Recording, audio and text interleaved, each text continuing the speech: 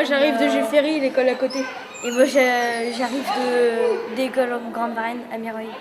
À la rentrée, ça s'est bien passé. Un petit peu, oui, d'angoisse avec tout ce monde, toute la foule qui est arrivée. Le truc qui fait le plus bizarre, c'est que quand t'es en primaire, t'es un des plus grands parce que t'es là au dernier niveau. Et après, tu redeviens au plus bas du collège. Donc, la première fois, c'était un peu stressant quand même. Ouais. Parce qu'avec tout le monde qu'il y avait et les plus grands, ça faisait quand même un peu peur. Quand je suis rentrée le premier jour à Vivier, mon stress, parce que ça va, ils sont séparés, il y a 6e, 5e, et après c'est 4e et 3e. Mais quand même, des fois, quand on rentre avec les 5e, on a le stress parce qu'ils sont plus grands que nous, quoi. Moi, personnellement, je suis arrivé, j'avais personne que je connaissais dans ma classe, donc ça s'est fait un peu bizarrement. Mais bon, après ça s'est fait vite, j'ai parlé, et puis finalement, je connais presque tout le collège maintenant. Donc c'est cool. Il y a différentes classes, du coup, il y a plein de niveaux. Donc c'est ça qui est bien, t'as tous les niveaux. Donc, en plus, tu veux te faire des nouveaux copains vu que c'est assez grand. j'avais quelques appréhensions quand je suis arrivée par rapport aux autres élèves plus âgés, mais je pense que l'année de 6e, c'est vraiment. On apprend vraiment à grandir et on se sent. Au fil de l'année, on prend de la confiance et vraiment, l'année de 6e, je pense que c'est une année vraiment importante du collège.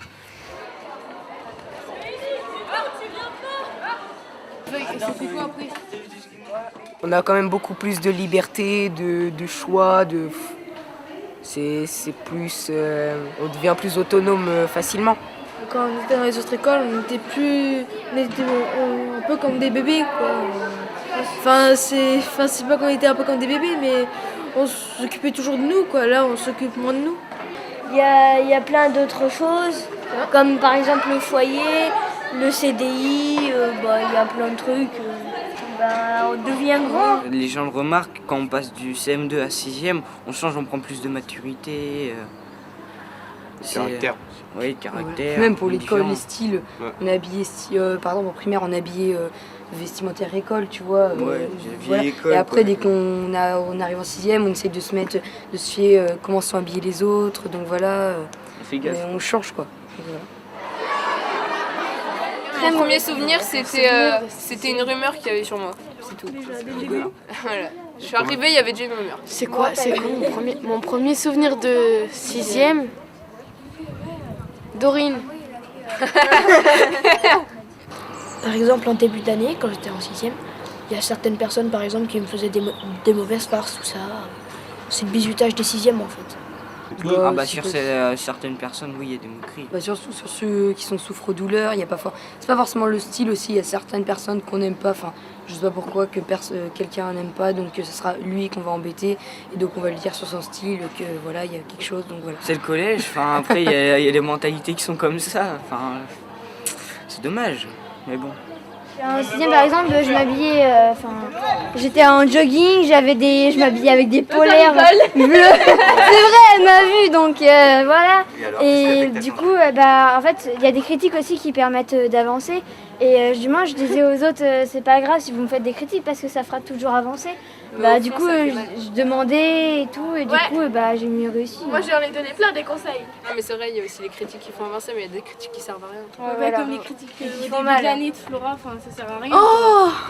Voilà, Flora, tes critiques ne servent à rien. Non, celles que les garçons me faisaient à moi et ça servait strictement à rien.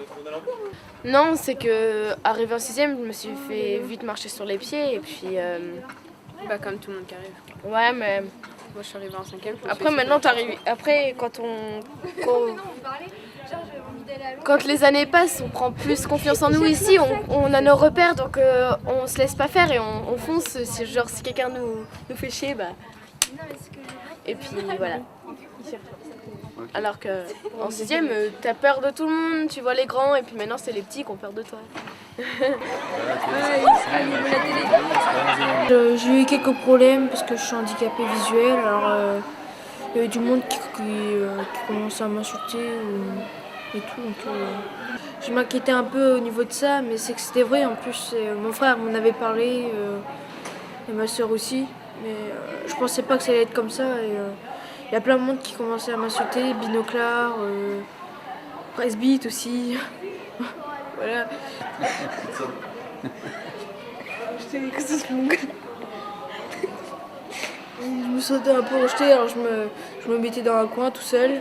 J'ai eu ces petits mongols là comme amis. On arrive, on est petit, après on va monter les grades et puis voilà. Mais faut pas se laisser marcher dessus. Mais le collège, c'est dur, hein. C'est méchant. Ça fait réfléchir. Quand on est en 6e, du coup, plus maintenant, mais avant, on avait toujours peur en fait. On essayait d'éviter les plus grands que soi et tout ça, donc c'était pas très cool. Maintenant que je suis en 4e, en fait, je vois que toutes ces histoires de bizutage, c'est super idiot en fait. Donc du coup, j'essaie d'aller vers les 6e pour plus qu'ils aient peur. C'est faire sa place. Ouais. Faire sa place. Si on n'a pas de place, ben on sera écrasé. Je sais pas, c'est bête, les 6e, ils ont rien fait de spécial contre nous, quoi. Bien au contraire, faut les aider pour qu'ils se familiarisent avec le collège. Bah, au début, quand j'étais en primaire, en 6e, en 6e c'était 6e. En 5e, des fois on me disait que j'étais petit, mais moi je leur disais que ça servait pour passer pris avant tout le monde. Du coup, moi j'ai toujours bien vécu. Après, ça m'amusait. Moi je pense que t'es coriace. Hein. Bah, si t'es petit, ça dépend en quoi. Tu te laisses pas faire. Hein. Oh non.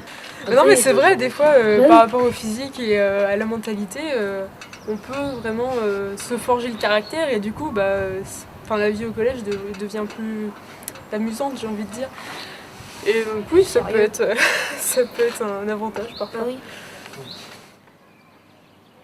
J'écoutais du fond du temps un petit crayon, maigre et pâle comme toi, et qui ne pensait qu'à tout donner lui aussi. Marie-toi vite, Antigone, sois heureuse. La vie n'est pas ce que tu crois, c'est une eau que les jeunes gens laissent couler sans le savoir, entre leurs doigts ouverts. Que sera-t-il, mon bonheur? Quelle femme heureuse deviendra-t-elle, la petite Antigone? Quelle pauvreté faudra-t-il qu'elle fasse, elle aussi, jour par jour, pour arracher avec ses dents son petit lambeau de bonheur? Le tien et le mien, oui, imbécile. Et donc, quel est le point qui fait qu'à un moment donné, le crayon qui dominait, qui croyait que c'était bouclé, quel est le mot déclencheur qui fait basculer? Je sais pas. Tu sais pas? Vas-y Marie. C'est le mot bonheur. Tout à fait, c'est le mot bonheur. Alors le bonheur c'est quoi? Je vois être content. Être content? Ouais. Donc en fait, toi t'es dans le bonheur. Ouais. Je pense que le bonheur c'est quelque chose que... Enfin, c'est avoir tout ce qu'on a... Oui, enfin, tout ce qu'on a envie, mais c'est surtout être heureux. Et avoir... Enfin, pas avoir un malaise ou pas... Ça peut par exemple être... quand on a un événement, un anniversaire, on peut être dans le bonheur. Quand on se sent bien, quand on est bien. C'est de faire ce qu'on a envie de faire et être heureux. La liberté. Et ouais, être heureuse aussi. Oh, pour moi, c'est simple. Tant que je peux aller dehors pour faire du sport et jouer à la console, c'est le bonheur. Quoi. Enfin... Mais moi, c'est quand je suis heureux, quand j'ai ma passion. Pour moi, c'est le bonheur. Tout à fait, la passion. Hein. Bonheur égale passion.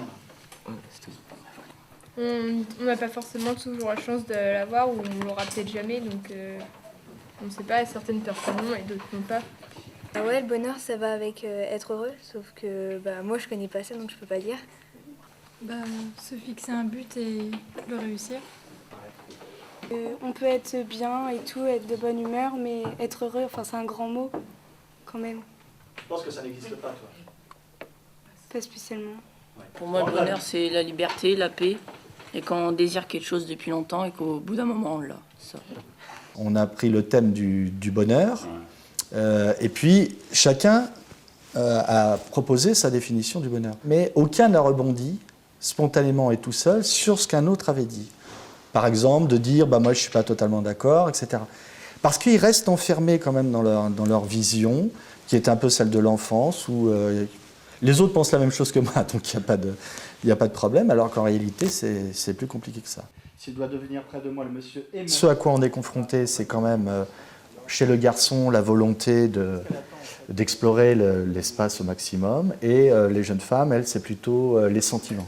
Donc déjà, la classe est plus ou moins coupée en deux. Dans leur évolution, elle change, le corps se transforme, et donc ils ont un problème d'identité. Dans l'enfance, l'identité, ils sont en accord avec la morale des parents, etc. Il n'y a pas de problème particulier. Et là, il y a quelque part quelque chose qui se déstructure, et donc ils sont en recherche, ils sont en train de construire leur identité. Et donc, en construisant cette identité-là, on est amené, nous, du fait qu'ils sont en train, dans ce processus-là, on est amené en tant qu'enseignants à la fois nous imposer par la voix, par le jeu, par le théâtre, pour que les élèves se tiennent correctement, et puis en même temps satisfaire le besoin d'approfondissement des deux catégories, et à travers les extraits d'ouvrages ou les ouvrages qu'on leur fait lire, l'objectif est d'écarter justement, d'ouvrir leur horizon, leur manière de penser. Nous, c'est plus simple en littérature, on peut éventuellement par le processus d'identification. Prof de français, lui, il a ses règles, il les impose, il est strict, mais il reste cool. Et puis il a ses petits moments aussi où il fait passer des films, où il est vachement sympa avec les élèves, ouais, tu vois qui c'est. Ouais. On verra après. Il est vraiment sympa, il a ses petits trucs comme ça, et c'est ça qui fait que c'est bien, parce qu'après il y a des profs, ils font leur cours, ils s'occupent pas des élèves, ils changent jamais, même en fin d'année, ils restent sur leur cours comme ça. Enfin, je sais pas, faudrait un peu innover, on reste sur le même truc. S'ennuyant. Ouais, voilà, on s'ennuie. Le cours est mou, c'est mieux quand c'est actif, quoi. Bon, on s'ennuie, enfin... On s'ennuie, après on reste... On n'a pas vraiment envie d'apprendre et tout. On reste un peu blasé. Après, les heures deviennent longues, enfin, c'est pénible. Hein. Ouais. On est sur la table, il y a aussi nos progrès à nous. Hein. Il y a aussi nos progrès à nous, parce que c'est sûr que les profs, si nous on n'est pas sympa avec les profs, ils n'auront pas envie de faire des efforts aussi, tu vois. Ils nous disent très rarement directement ce qu'ils pensent de nous. Très très rarement. On le sait par d'autres collègues, on le sait par des parents qui en parlent. Eux ne le disent pas forcément directement. En fait, il y a certains profs qui sont un peu bizarres et d'autres qui sont sympas. Par exemple, il y a ma prof de français, elle m'aime bien, enfin oui, j'ai l'impression qu'elle m'aime bien. Elle est assez sympathique, parfois elle me garde en fin de cours pour me dire mes notes, tout ça. C'est ça qui est bien avec Madame Boutefangé, c'est qu'elle est ouverte à vraiment tout. Et c'est ça que j'adore chez elle, parce que ça fait 2 ans que je l'ai et vraiment on peut venir la voir, que ce soit des problèmes dans la vie du collège, des problèmes de cours, elle aura toujours une réponse rassurante à nous donner. Et c'est ça que j'aime vraiment beaucoup chez elle, parce que c'est une prof, elle sait nous apprendre tout en rigolant, on apprend vraiment bien et du coup on vit nos cours de français vraiment bien et moi j'aime beaucoup. Moi c'était la première fois que je l'avais et ça m'a plu parce que comme Sarah a dit, elle communique, on peut lui parler des problèmes, par exemple pour les devoirs et tout, et elle est à l'écoute. Alors que des fois avec les autres profs, il n'y a pas trop de communication.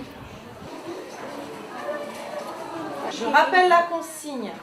On est discipliné, on est attentif, sinon l'atelier théâtre ne pourra pas avoir lieu correctement et dans de bonnes conditions. D'accord ? Alors on a la chance d'être dans un espace un peu confiné, mais ce n'est pas plus mal, on est entre nous. D'accord ? Donc je veux qu'on enlève la honte, les moqueries, tout ça. On est entre nous. Surtout, je compte sur vous pour essayer d'être bienveillants les uns envers les autres. D'accord ? C'est important. Sinon, j'arrête l'atelier.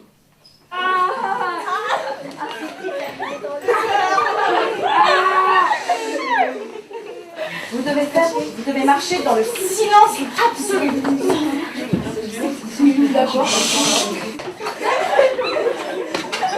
Je sais que ce n'est pas facile de commencer. Il faut bien que quelqu'un commence. Normalement, tout le monde connaît le monologue. Hein. Allez, Arnaud, vas-y. Au voleur. À l'assassin! Au meurtrier! Justice, juste ciel. Je suis perdu, je suis assassiné. On m'a coupé la gorge. On m'a dérobé mon argent. Qui peut ce être? Qu'est-il devenu? Où est-il? Où se cache-t-il? Que ferais-je pour le trouver? Vous voyez bien qu'en fait, sa gestuelle, elle était étudiée, que l'endroit où il se positionnait, où il se plaçait, lui permettait de dire son texte. Je tiens vraiment à vous féliciter parce que c'était une très bonne séance. D'accord? Donc bravo à vous. Bravo. Au collège, les élèves n'ont pas encore passé des épreuves orales comme ils vont pouvoir en avoir au lycée. Donc généralement, ils sont un peu vierges de toutes ces pratiques. Donc c'est compliqué pour certains élèves. On a en plus l'entrée dans l'adolescence, donc le rapport au corps, le regard des autres. Donc ça peut être très très dur. Et pour moi, passer par le biais du théâtre, ça permet aux élèves déjà d'avoir une première approche de cette oralité, de ce regard des autres, d'essayer d'appréhender un peu son corps, sa voix et puis oui, se confronter un peu aussi aux autres. En français, elle va venir, elle va nous aider, elle va prendre 5 minutes. Je trouve ça plutôt cool, moi. Ouais. Voilà, mais qu'ils aient aussi un peu d'autorité, parce que sinon, après, c'est pas... Voilà, après, ce serait le bordel dans la classe. Bah, il y en a des cools, des drôles, des sympas, mais il y en a aussi qui sacent les élèves, qui... Ils sont vraiment pas trop sympas, quoi, on va dire. Ouais, voilà. Enfin, après, ça dépend de l'élève aussi. Il y a les élèves modèles et il y a les élèves un peu comme moi, un peu les clowns, quoi, donc...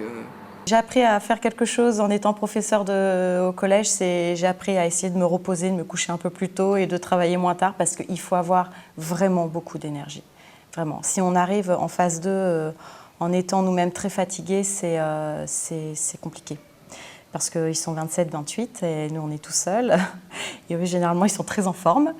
Et voilà, donc c'est compliqué parce qu'on est toujours en train de jongler entre la bienveillance et puis tout de même l'autorité. Donc il faut essayer de ne pas tomber dans l'autoritarisme, c'est-à-dire faire de l'autorité bête et méchante, enfin pour moi, c'est mon avis. Mais essayer d'avoir une autorité bienveillante, quoi. C'est un peu ça. Apprendre à poser sa voix aussi. En tant que professeur, franchement, gérer l'autorité au collège, je pense que c'est un travail presque physique. C'est physique.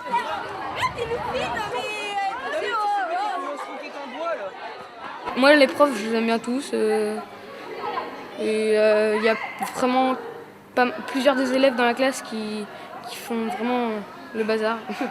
Mais vraiment le bazar. Et c'est un peu énervant parce qu'on travaille pas beaucoup. Ouais, voilà, c'est énervant. C'est-à-dire qu'on a des élèves, soit qui en classe ne savent pas trop faire la différence entre un adulte, un professeur, un parent, un copain, voilà, ils ne savent pas trop. Donc ont tendance à prendre la parole de l'adulte par-dessus la jambe, c'est mon expression. Soit on a des élèves qui sont très bien au collège parce qu'il y a les copains, parce qu'ils font plein de choses, c'est sympa, mais n'ont pas compris les enjeux du collège. C'est-à-dire qu'à post-troisième, il y aura une orientation, large ou moins large. Ça, pour eux, c'est très loin, c'est très flou. Il y a aussi le problème de certains élèves au niveau de l'échec scolaire qui ne se sentent pas à l'aise et qui se sabordent eux-mêmes. Et donc, le problème, c'est toujours les rattacher et les ramener effectivement à la discussion qu'on essaie d'intégrer dans le cours. Donc le gamin qui est largué, c'est-à-dire qui ne travaille pas en classe, au sens ne participe pas au cours, qui est à la maison ne sait pas ce que ça veut dire que de rouvrir un cahier.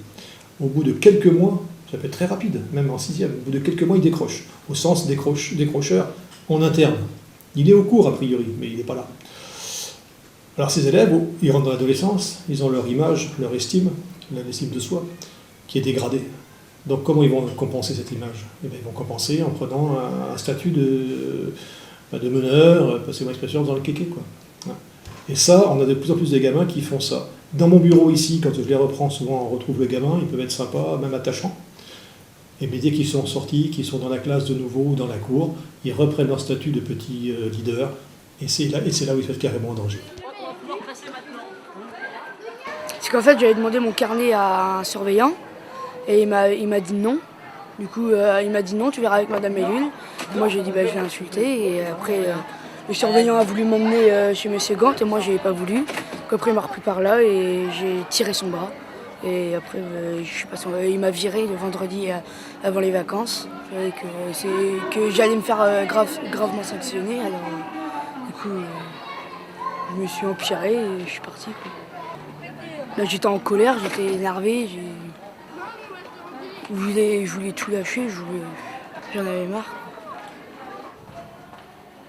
eux comme nous, on a besoin d'un cadre, de règles de vie, puisqu'on est comme une grosse communauté. Hein. On est 675 élèves et beaucoup d'adultes. Donc il faut un cadre pour qu'on puisse vivre tous ensemble. Et eux, alors évidemment, c'est l'adolescence. Donc le cadre, c'est à la période où on a envie de le transgresser. Et la transgression, c'est bien aussi à un moment donné pour se construire. Et puis nous, on est là pour rappeler les règles de vie. Et quand il y a un manquement aux règles de vie, au règlement intérieur, on est là pour punir ou sanctionner selon la gravité de la faute. Je pense qu'ils vont me sanctionner et qu'ils vont me dire qu'il ne faut pas que ça se reproduise. On met sur pied une fiche de suivi, une fameuse fiche de suivi, qui ne sont pas des baguettes magiques, ça n'existe pas les baguettes magiques, mais ça permet d'étayer le gamin, de le suivre sur des points bien précis, très, très ciblés. Ça dure 2 semaines, 3 semaines, 4 semaines, signature aux parents tous les soirs, signature au prof principal, voire à moi, de façon hebdomadaire. Ça, c'est une étape. Voilà. Ensuite, quand vraiment on voit que ça ne fonctionne pas bien, ou que ça ne fonctionne pas du tout, ou que le gamin en rajoute, on passe à ce qu'on peut appeler les commissions éducatives. Là, il y a un aspect davantage disciplinaire, au sens de la discipline. C'est à peu près le même type de réunion, sauf que là, on va poser parfois des sanctions. Les sanctions, en évitant quand même d'aller trop loin, c'est-à-dire qu'on se dit ça, attention, là, on est en train de flirter le concept de discipline, donc on va quand même éviter. Dans les situations extrêmes, on a des élèves qui ont pu tenir des propos très injurieux à l'égard des adultes, ou avoir des gestes très injurieux, les propos insultants, bras d'honneur. Heureusement, ça n'arrive pas souvent, mais ça nous est arrivé là, assez récemment. Ça peut être de l'introduction d'alcool, de cannabis, ça nous est arrivé récemment. Alors oui, une seule fois, mais pour chacun des trucs, mais une seule fois. Ça peut être des sorties illégales de l'établissement, puisqu'en plus il y a l'attrait du centre commercial juste à côté. J'ai eu en 4e par exemple, j'ai eu droit à 3 heures de colle, 2 jours d'exclusion, parce qu'avec des potes on s'était mis à fumer, on commençait à sortir du collège et tout, et on s'est fait choper, donc on prenait tous les 3 ensemble la même munition, j'ai envie de dire. Et c'est après, à la fin d'année, qu'on est revenu, après que les adultes nous aient recadrés, on va dire. On a recommencé à travailler sérieusement et tout. Auprès du conseil de discipline, on a parlé de ce qui s'était passé et ils m'ont dit que j'avais 2 semaines de fiche de suivi et si mon comportement ne s'améliore pas, j'irai pas au voyage en Allemagne la semaine du 1er avril. Mais dans l'ensemble, à chaque fois, avec du recul, même sur un conflit grave, on arrive à remettre les choses à plat et à discuter avec eux. On vit ensemble toute la journée, puis les grands, ça fait 4 ans qu'on se connaît, donc on se connaît et on sait comment on fonctionne les uns avec les autres. Et puis alors à chaud, c'est difficile d'avoir une discussion, mais en général, quand on reprend les choses, une fois que les choses se sont un peu calmées, on arrive à discuter, échanger et puis à faire prendre conscience à l'élève qu'à un moment donné, il n'a pas eu l'attitude qu'on pouvait attendre, quoi. Oui, je vais faire des efforts, j'ai pas le choix de toute façon. Il faut montrer à un moment donné que le gamin, il faut bien qu'il se heurte à un moment donné à la loi, à la règle, et c'est aussi une façon de protéger les autres. Parce que malheureusement, on a certains élèves, je dis bien malheureusement, qui par leur comportement perturbent énormément les cours. Voilà. Mais bon, attention, je ne vais pas non plus dramatiser. 674 élèves, et j'aime bien dire que sur les 674, on a au moins un minimum 600 qui ne posent aucun problème et qui sont bien. Et les autres, c'est toute une échelle. Et que nous, on ne demande qu'une chose, c'est que tous nos gamins réussissent. Ça, c'est notre objectif.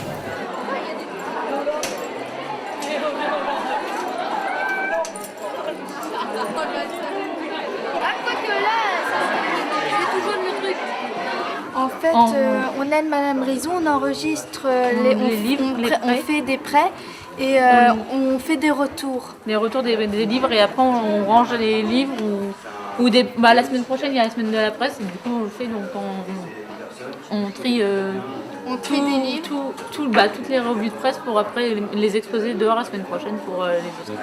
C'est surtout pour rendre service à Madame Brison, à Annie, parce qu'elles ont beaucoup de travail à faire et des fois elles n'ont pas le temps de tout faire, donc quand on peut se rendre utile, on le fait. Alors, les élèves ils viennent au CDI pour y lire, hein, en tout cas je l'espère, hein, mais ils viennent aussi chercher participer. Moi, mon objectif, c'est de faire en sorte que ce CDI, ce soit le leur, hein, et j'essaye de les associer le plus possible aux différentes activités qu'il peut y avoir au CDI. Ainsi, ils respectent mieux le lieu, ils se sentent un petit peu comme chez eux. Ils aiment beaucoup participer, à organiser, ils demandent souvent si ils peuvent nous aider, ou Madame Boissine ou moi-même, parce qu'ils aiment bien aussi faire des petites tâches un petit peu plus concrètes, ranger des livres, couvrir des livres. Ils aiment bien aussi quand on leur confie des responsabilités. Et ce ne sont pas toujours des élèves qui sont en grande réussite scolaire. On a des élèves qui sont en réussite scolaire, mais pas tous. Des élèves qui ne sont pas inclus. Je travaille beaucoup avec tout type d'élèves. Mais eux aussi,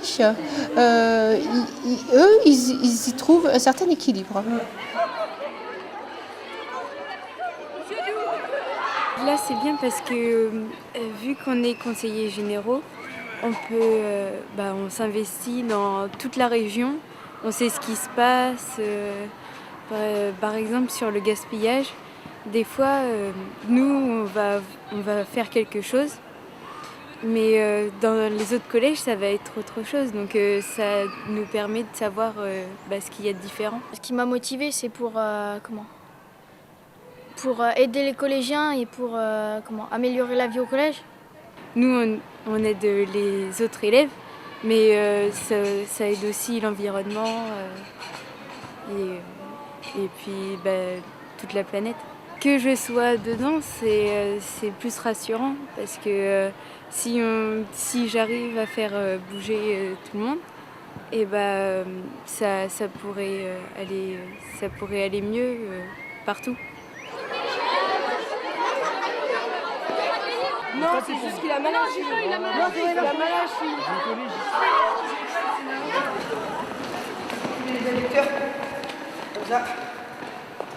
L'idée, c'est de pouvoir proposer un tournoi de foot en salle pendant la pause méridienne. Et les encadrants qui font ça, ils organisent tous les matchs et tout ça, toutes les équipes qui font les matchs. Après, dans les équipes, il y a un arbitre qui peut le faire. Et donc, il y a les deux arbitres, voilà, vous pouvez venir avec nous. Venez les gars.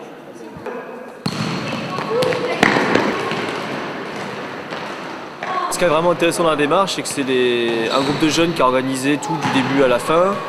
Bien sûr épaulé par nous, mais petit à petit on s'est détaché au fil des années. Quand même on se débrouille, c'est là genre il nous manque un joueur, on en trouve un autre.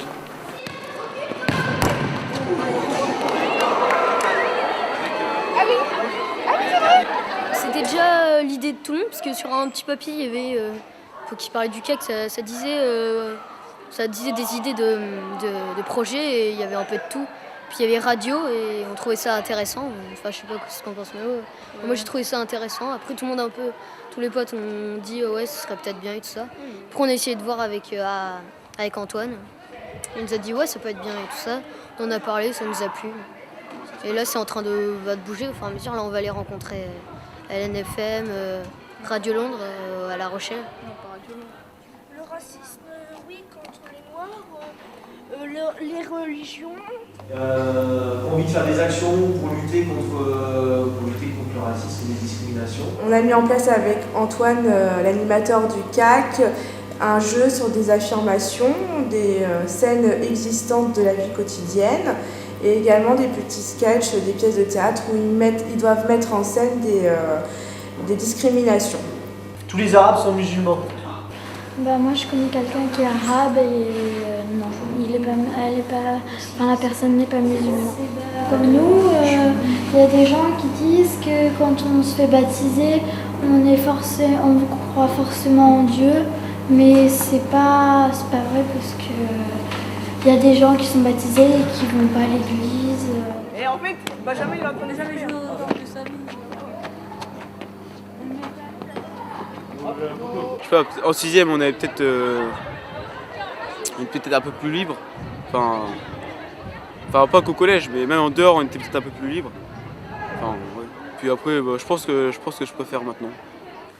J'ai appris à travailler différemment et ça m'a changé. Et je pense que c'est bien parce qu'on apprend On apprend à être sûr de soi-même et ouais, voilà.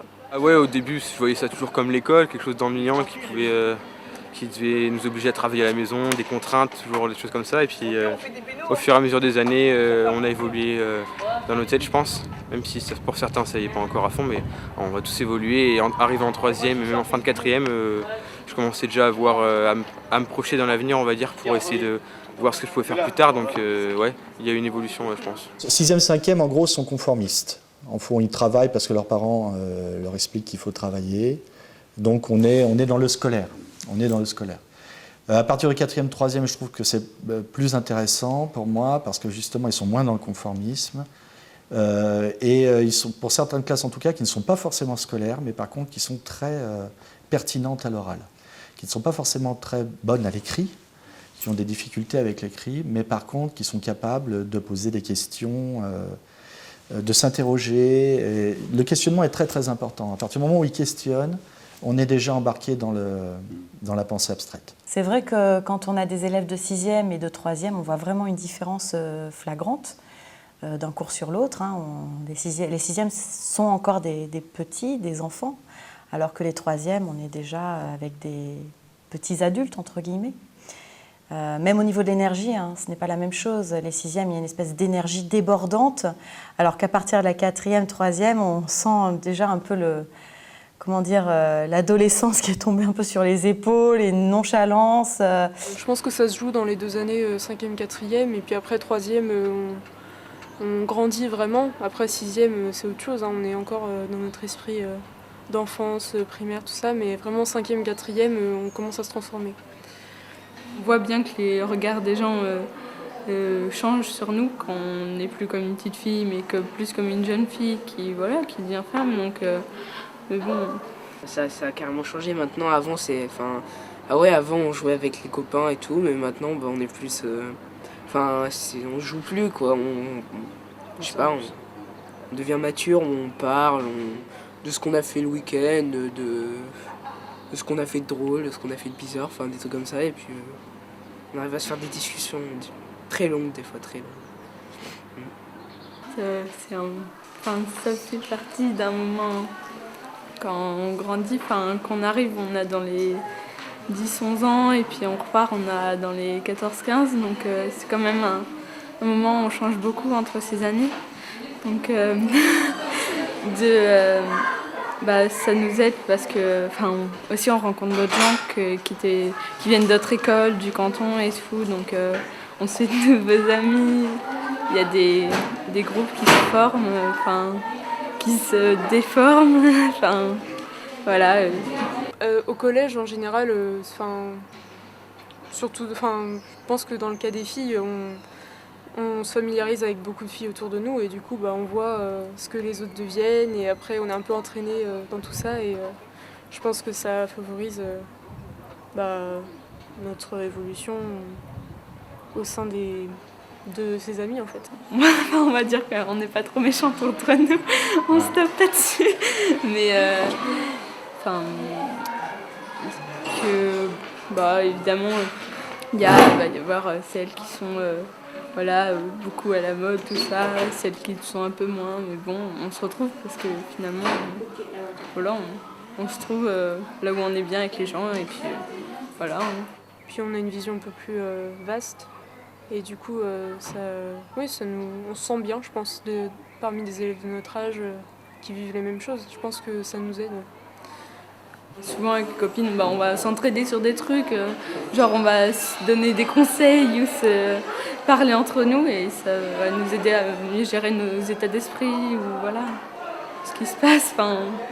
Je suis pas quelqu'un qui exprime ses sentiments assez facilement, donc je vis plutôt bien avec, mais c'est vrai qu'on se transforme aussi à ce niveau-là, surtout pendant l'année 4e.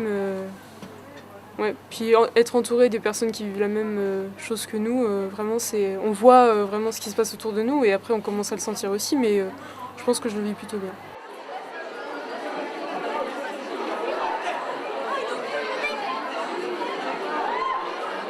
Excusez-moi. mais imagine-toi qu'on fasse plusieurs aventures. Voilà, t'imagines, t'auras... Bah oui, il faut commencer le plus tôt possible. Bah mais non, mais t'auras un truc, t'auras connu vraiment... T'auras vraiment connu 3 ans, j'avais déjà un copain. Non, je rigole. Il nous faut plusieurs erreurs pour trouver le bon chemin. Bah oui. Oh, les poétiques. C'était plus simple en primaire. Ouais, non, déjà dès la primaire, c'est y aller quoi, mais enfin non, ça va. Non, ça se passe bien avec les filles. Ouais, pareil. Le matin, on allait voir quelqu'un même si on le connaissait pas et puis voilà, c'est... Tu veux sortir avec moi? Tu veux être mon amoureux? Tu y allais le matin, tu jouais avec tes petits cubes là. Excuse-moi, en primaire, je jouais plus avec mes cubes. Bah, moi j'y joue toujours. Ça reste plutôt simple, elles sont sympas. Puis il y a du monde à connaître au collège, on est 600. On est à peu près 600, donc il y a du monde à connaître, quoi. Avant, on s'envoyait nous des petits mots en classe, voilà. Mais là, maintenant, il n'y a plus besoin d'être forcément dans la même classe pour communiquer avec un autre. On s'envoyait un SMS. Et je te retrouve devant les casiers à la récréation. Ouais, bah à la récré, on parle, on s'amuse. Enfin, comme si c'était des garçons. Enfin, c'est pareil en fait, quoi. C'est juste que c'est des filles. Pareil, il y a des liens qui se font et qui se défont aussi. Et puis, bon, c'est pas forcément... Enfin, il y a je trouve il y a beaucoup d'amitié garçon-fille. Ça, il n'y a pas de problème. Enfin, ouais, on est pas mal mixte. Genre, on peut s'entendre aussi bien avec un gars qu'avec une fille sans qu'il y ait de quiproquo, quoi. Enfin, entre nous. Oui, déjà, t'es pas sans arrêt en train de... Parce que à la primaire, tu sais, on va pas voir les filles, voilà, c'est des filles et tout, machin. Et du coup, tandis qu'un garçon, bah, les filles peuvent dire exactement la même chose sur nous quand elles sont en groupe, tandis que là, c'est mélangé, donc, et après, on s'entend mieux et tout. Il y a certaines filles, donc elles ont leur style particulier, hein. Comme tu le disais, elles se montrent plus, vu que c'est le collège, c'est plus l'école primaire, donc voilà, ça change. Et, bah oui. Comme les garçons aussi, hein, chacun change, donc voilà.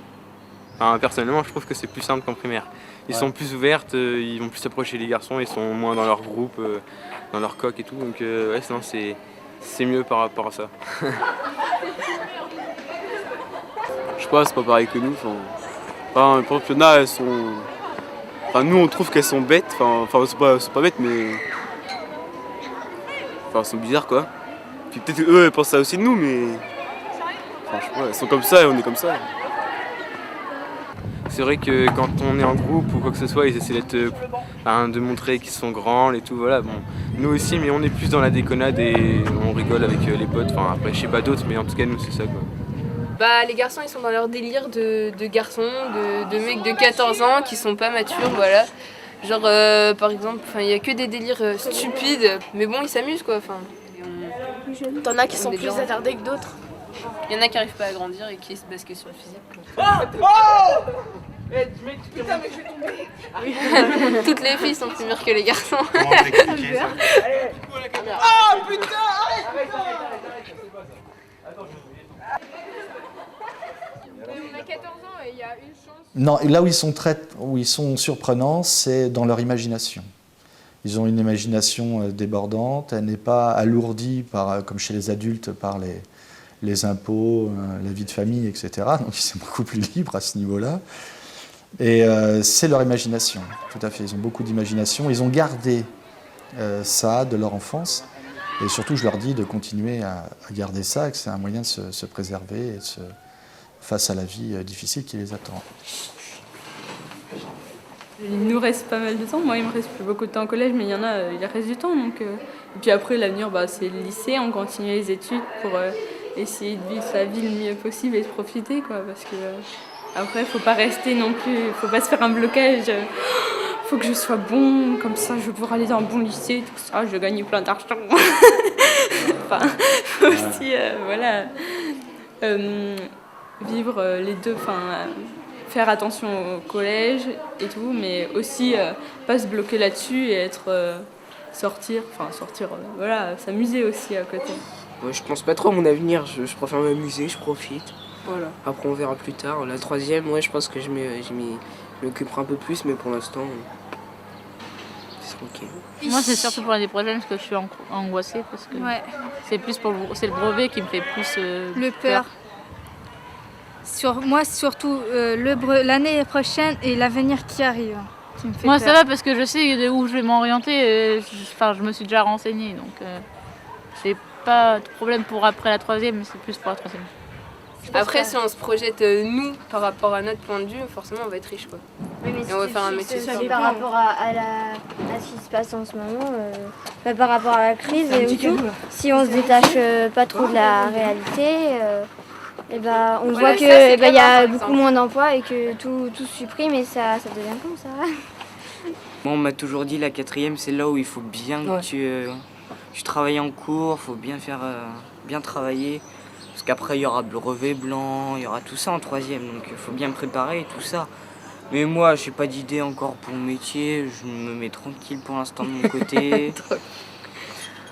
On verra plus tard, quoi. Ouais, voilà. Pour l'instant, ça va.